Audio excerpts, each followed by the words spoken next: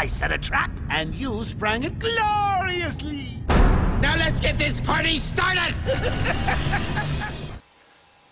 Hey everybody, Spider-Kel back once again, back for my second Arkham Asylum figure review, and as you can obviously see, I'm going to be doing the Prince Clown of Crime, the Joker himself. Picked this up along with the Batman figure, which is also a review, which is up there. These both arrived at the same time, and pretty much the same as the Batman review. This guy is awesome. I'll just say it right off the bat, awesome. Don't have any problems whatsoever. So that's the review over. There you go. You don't really need to know any more than that. This guy is just freaking awesome. I'm going to go through some of the detail, but let's just put him off to the side, because I really want to also see his shadow. That's quite creepy. It is really quite creepy. I also want to focus on this guy. This is obviously, oh my word, his name escapes me.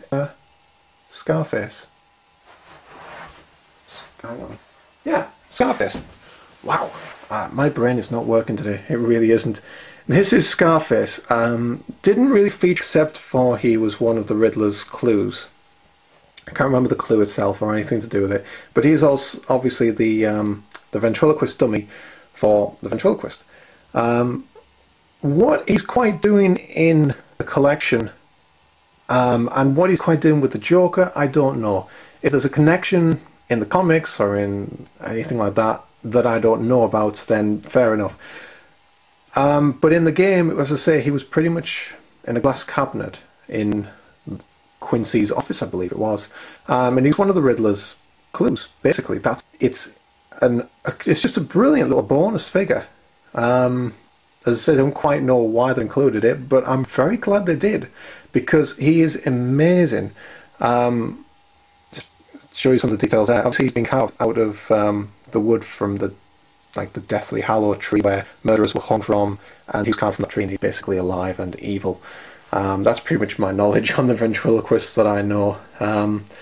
But this is a really, really nice figure, and for like a small figure, like a small additional figure, he's got some good articulation. Head will rotate, arms will move, legs will move. Word of warning, wrists will not rotate. I thought they did, so I started twisting this one and literally rotated it all the way 180 degrees. Then I realised it doesn't actually rotate, and I've actually snapped all the plastic in there. Luckily, it's still holding on literally by a thread. How, I don't quite know, because it's very loose now. But if it snaps off, I can always glue it. But word of warning, don't do what I did. Wrists are not articulated, so don't go twisting them.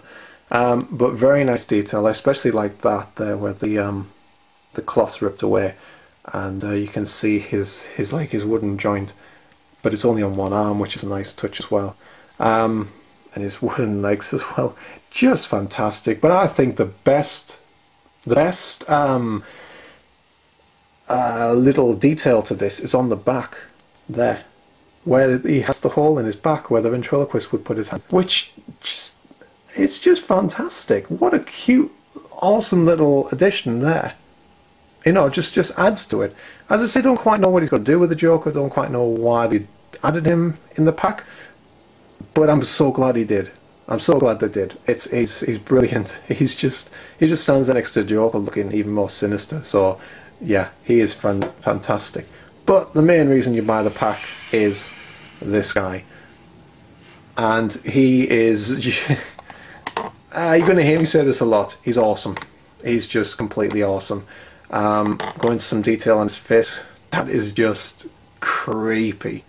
I mean, they've kept Joker's look fantastically. That is just the back around the eyes, the evil smile. He looks sinister. He actually sits on my TV downstairs in the front room and stares at me while I'm watching TV, and he is creepy.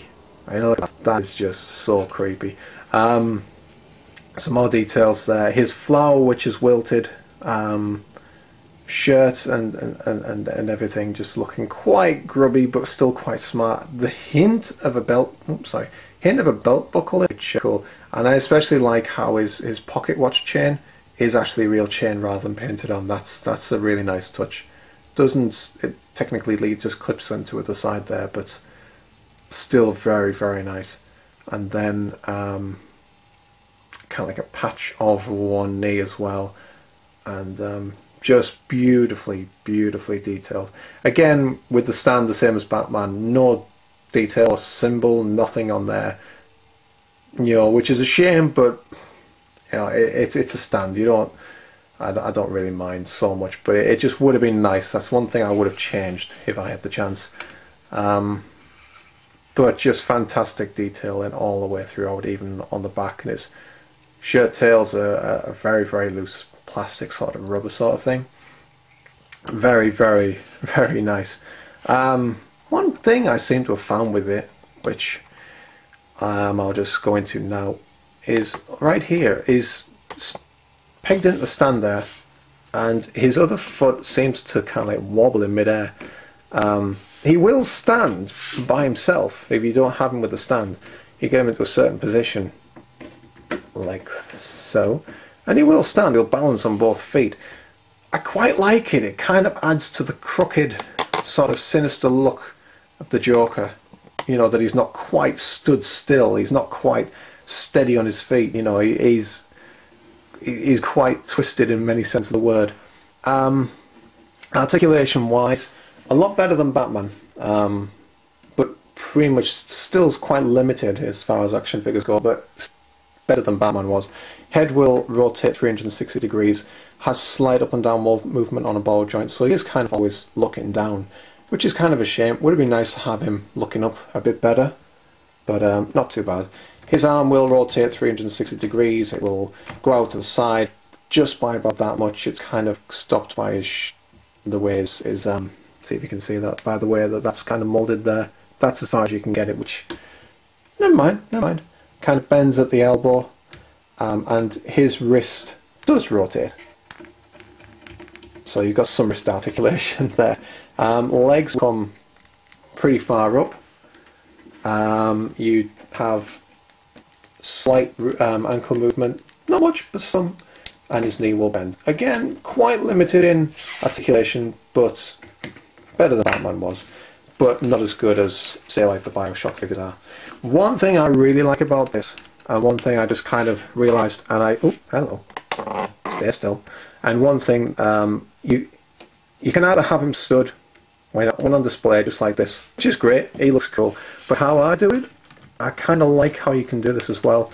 I kind of have him in kind of like some crazy ass poses like that, and the stand does a great job at support. It's not going to do it now.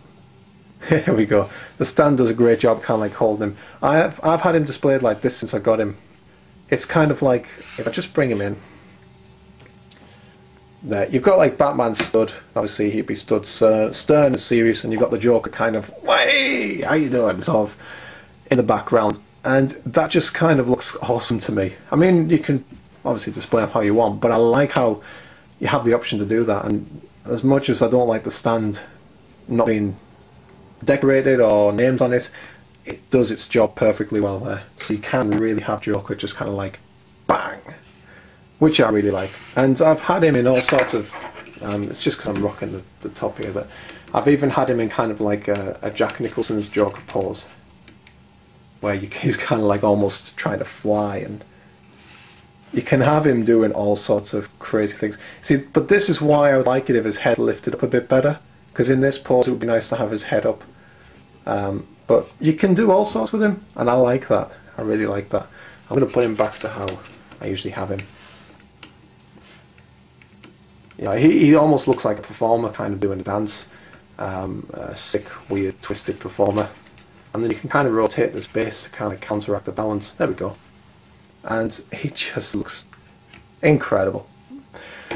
Highly recommend him. Highly, highly recommend him. I have got others on order, but I think if you were only going to get a couple of figures in the line, these two are definite must-haves. I mean, they were the main part of Batman Arkham Asylum. They were the main sort of characters, if you will. I mean, obviously Batman and the Joker who he's playing against.